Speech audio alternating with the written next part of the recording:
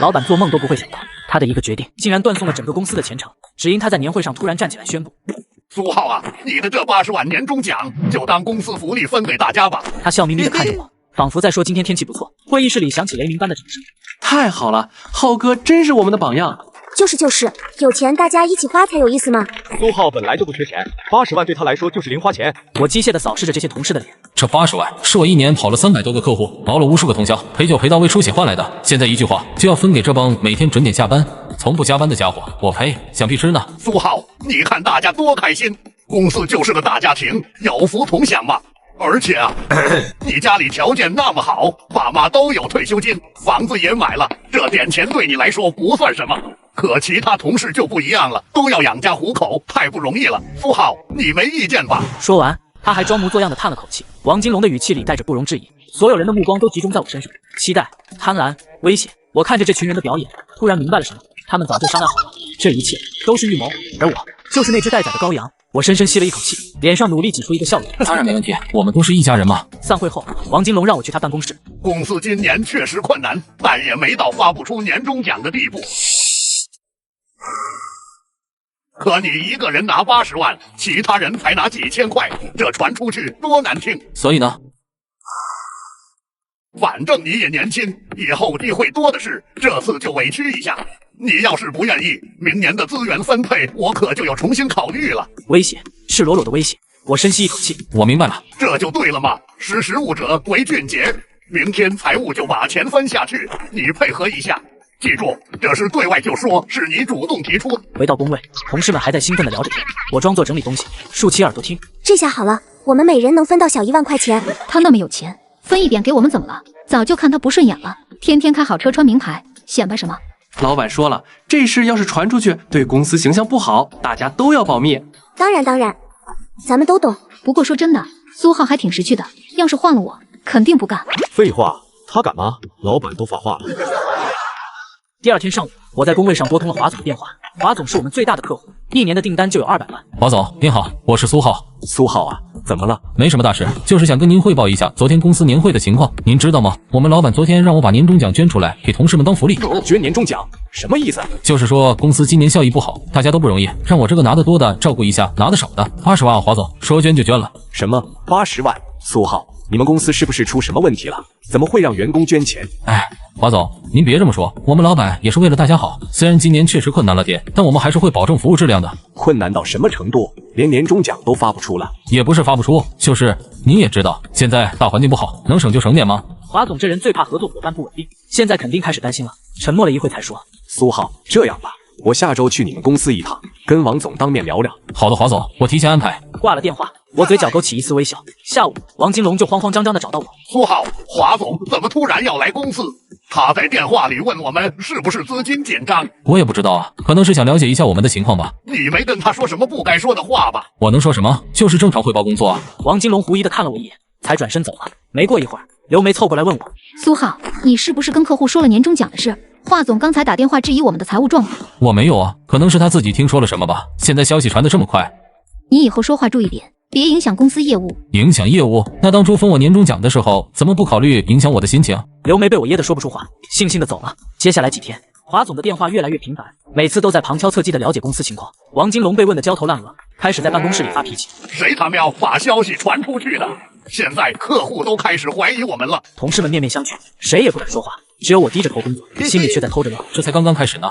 周三下午，我故意坐在办公区的中央位置，拿起电话，声音不大不小，刚好让周围的人都能听到。是的，陈总，我确实在考虑换工作，年薪200万，还有股权，这个条件确实很诱人。周围几个同事的手都停了下来，耳朵竖得像雷达。什么时候面试？下周。好的，我安排一下时间。对，您说的对，是该为自己的未来考虑了。行，那就先这样，我考虑就给您回复。挂了电话，我装作若无其事的继续工作。不到5分钟，江寒就凑了过来。浩哥，刚才那个是猎头公司吗？最近接到好几个电话了，大家都想挖人，开的条件一个比一个高。200万，真的假的？假不了，还有股权激励呢。说实话，经过这次年终奖的事，我确实在考虑是不是该走了。可是你走了，客户怎么办？客户是跟人走的，不是跟公司走的。华总他们都是冲着我来的，我要是走了……话没说完，但意思已经很明显了。下班后，刘梅主动留下来找我聊天。苏浩，你真的要走？还没最终决定，但确实在考虑。刘姐，你觉得我应该怎么选？你要是走了，我们怎么办？你们不是挺开心的吗？每人分到1万块钱。苏浩，你别这么说，我们当时也是。当时也是什么？被老板忽悠了？还是觉得反正钱不是自己的，分一点无所谓？刘梅被我说的哑口无言。第二天，办公室的氛围变得诡异起来，有人偷偷观察我的动向，有人窃窃私语讨论跳槽的事。苏浩，听说你要高升了，200万年薪，真是厉害啊！还没定呢，那可得恭喜你了，终于可以摆脱我们这些拖后腿的同事了。童哥，话不能这么说，我要是走了，最受影响的就是你们，客户资源、供应商关系，这些都是我一手建立的。切，还不是靠公司的平台？公司的平台？那你说说，我走了以后，华总他们的订单谁来跟？吴一统被我问得哑火，一脸不满的走了。中午的时候，王金龙紧急召开了全体会议。最近我听说有人在外面乱传我们公司的消息，还有人在考虑跳槽。我想说的是，公司现在确实遇到了一些困难，但这都是暂时的。明年我保证给大家涨薪，涨幅不低于20%。还有年终奖的事，我希望大家理解。苏浩的牺牲是为了大家，我们应该感激，而不是在背后说三道四。最后，如果有人想走，我不挽留。但是请记住，是公司培养了你们，给了你们发展的机会。会议结束后，同事们分成了明显的两派，一派以吴一统为首，觉得应该相信老板，继续留在公司；一派以江寒、郝小云为代表，开始暗中寻找新的机会。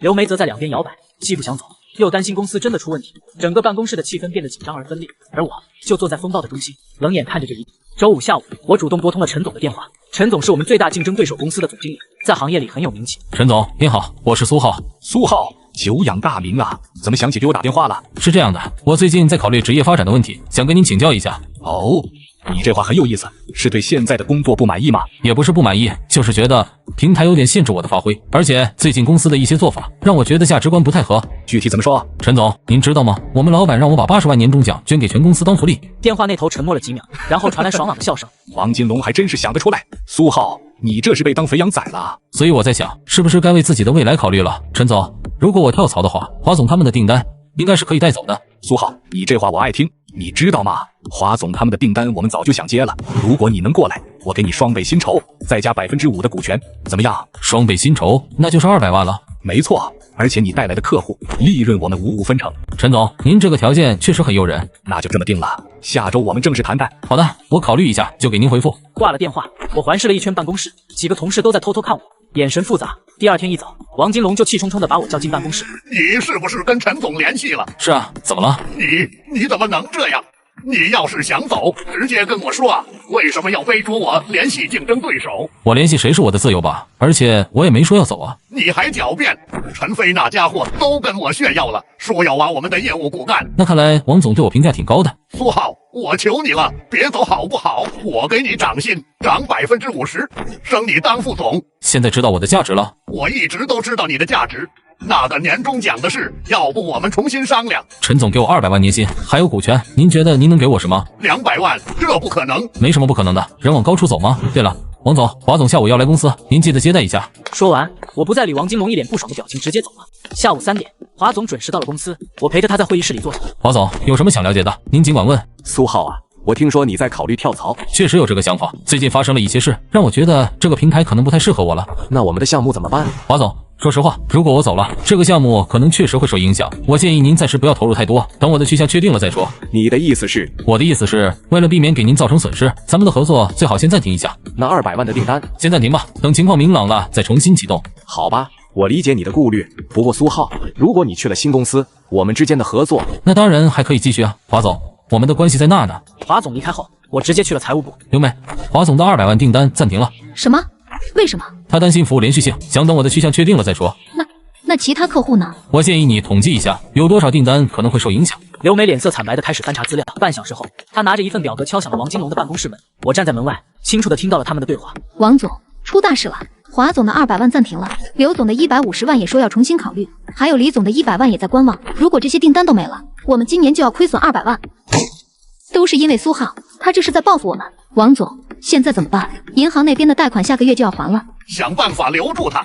不管付出什么代价。我在门外静静地听着，嘴角勾起一抹冷笑。现在知道急了，晚了。不多久，老板又开会了。各位，今天召集大家开会，是想跟大家说明一下最近的情况。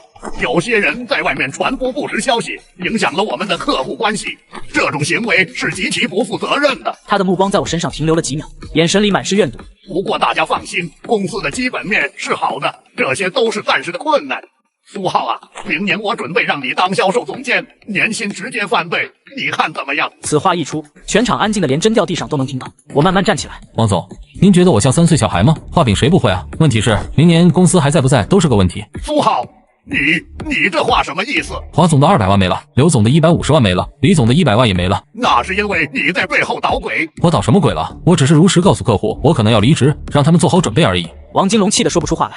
这时，刘梅突然站了起来。王总，其实年终奖那件事确实处理的不太合适。刘梅，你什么意思？我的意思是，苏浩一年为公司创造了这么多价值，我们不应该强迫他把自己的钱分给大家。现在说这些有什么用？都是你们财务部的主意，说什么资金紧张，要节约成本。什么叫我们的主意？明明是你说的苏浩钱太多了，应该分一点给大家。2个人当场吵了起来，其他同事也开始窃窃私语，办公室乱成一团。够了，都给我闭嘴！可现在炒蛋已经晚了，潘多拉的盒子已经打开。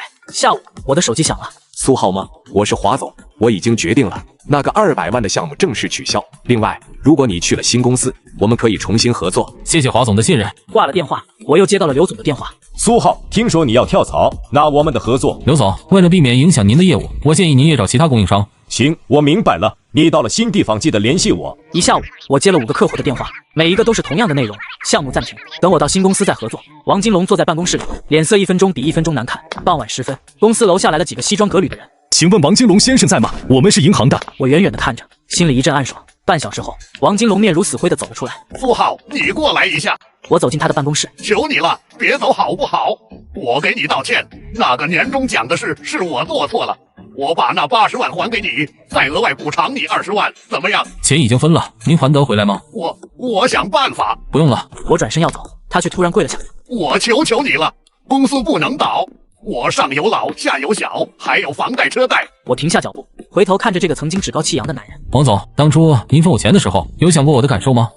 我那时候鬼迷心窍，现在知道鬼迷心窍了，晚了。说完，我头也不回地走了出去，留下他一个人跪在空荡荡的办公室里。3个月后，我坐在新公司宽敞明亮的办公室里，透过落地窗看着楼下的车水马龙，门牌上写着业务总监苏浩。苏总监，华总来了，请他进来。苏浩，这次的合作方案我看了，非常满意，500万的订单就按你说的来。谢谢华总的信任。应该是我谢谢你，还好当初选择跟着你走，不然现在指不定什么样呢。入职3个月，我已经为新公司带来了1200万的订单，不仅华总、刘总、李总，甚至一些我以前想都不敢想的大客户，都主动找上门来合作。陈总专门为我成立了独立的业务部门，手下有5个精英销售。这3个月的收入已经超过了在原公司1年的总额。同一时刻，在原公司的办公室里，大家安静一下。因为公司资金困难，从下个月开始，所有人降薪30%。另外，关于之前分给大家的年终奖，希望大家能退回一部分，帮助公司渡过难关。什么？凭什么要我们退钱？那是我们应得的。那钱本来就是苏浩的，我们拿着就不心安。现在说这些有什么用？人都走了。小王跟着苏浩去了新公司，听说底薪都比我们现在的工资高。够了，再吵就都给我滚蛋！下午，我接到了刘梅的电话。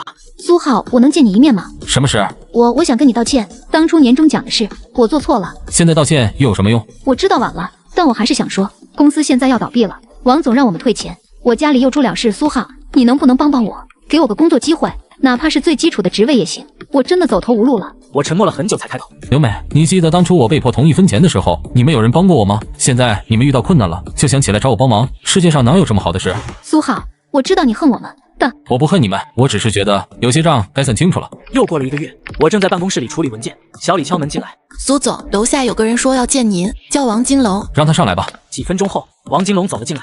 1个月不见，他像老了10岁，头发白了一大半。王总，请坐，有什么事吗？苏浩，我来是想求你回去救救公司。救公司？只要你回去，客户就会回来，公司就有救了。他抬起头看着我，眼里满是绝望。我可以把公司51%的股权转给你，你来当老板。王总，你觉得我为什么要救一个曾经羞辱过我的公司？我给你跪下了。跪下就有用吗？当初我被你们逼着捐钱的时候，我的尊严被你们踩在脚下的时候，有人在乎过吗？苏浩，我知道错了，真的知道错了。王总，你知道这几个月我过得有多开心吗？每天早上醒来，想到你们公司又少了一个客户，我就觉得神清气爽。每接到一个你们原来客户的电话，我就觉得这世界真美好。这种快乐是你们给我的。现在你告诉我说后悔了，想让我回去救你们，王总，你觉得可能吗？苏浩，我滚吧，别让我再看到你。王金龙像被雷劈了一样，颤抖着站起来，踉踉跄跄地走了出去。1年后，王金龙的公司彻底倒闭了。他在一家小公司当普通销售，听说业绩很差，经常被客户拒绝。曹小云被裁员后，在家待业了半年，最后只能去做保险销售。刘梅倒是找到了新工作，但薪水只有原来的1半。而我已经成为了行业内的传奇，年收入突破1000万，在公司拥有15%的股权，手下管理着30多人的团队。去年我还被邀请到商学院做演讲，题目是职场中的价值实现与自我保护。苏老师，您后悔过吗？我想了想，微笑着回答：我只后悔一件事，当初太心软了，应该更狠一点。台下爆发出热烈的掌声，因为所有人都明白一个道理，在这个世界上，只有实力才能赢得尊重，善良没有牙齿就是懦弱。而我早就不是那个会被人任意欺负的小绵羊，我是一头狼，一头懂得如何保护自己、如何反击敌人的狼。